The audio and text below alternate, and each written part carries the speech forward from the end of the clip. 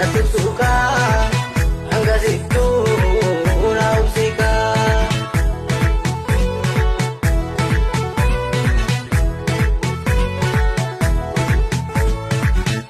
Ikan ko dagala ulalen jauh gerasa bili sumanang gala garam nagtadabisa yadabisa kalmi keesa osan injiru akka kalesa akkuma diite dabarini seenangal maa keetis badini akkuma diite ibariite ajjete inda gaafas badiite akkuma diite yabariite gaafatamuuti dabadiite hingaafatamta deebadiite.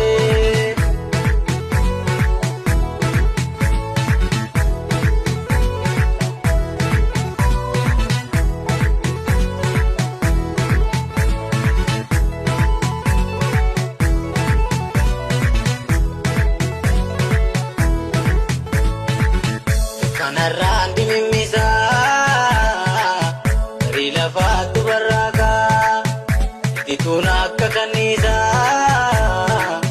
oboon sabaaf karrasaaka. Kanarraan dimimisa ri lafaatu barraaka tituun akka kanniisa oboon sabaaf karrasaaka.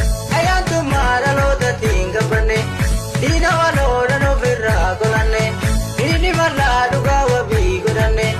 Inni sabaa sirna ta'uu hubanne lola waboo lola waboo lola waboo lola jabaa onna ciisu lola waboo lola waboo lola waboo lola waboo karee abdii kutachiisu lola waboo lola waboo lola waboo lola waboo yaala mataa guduruudha lola waboo lola waboo lola waboo lola waboo itti seenaan kunkuruudha lola waboo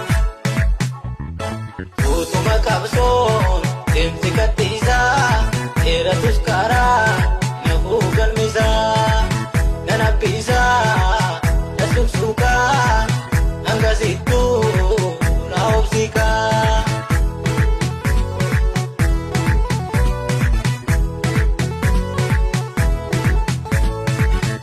Jiru koo sankalee abbaan biyyaa dammaqee nafasaa morma muree galtootas boolla naqee yaada beesaa seenan keessaa osan injiru akka kaleessaa akkuma dhiitee tibariini seenan galmaa keetis badiini akkuma dhiitee tibariitee maal jettee himtaa gaafas badiitee akkuma dhiitee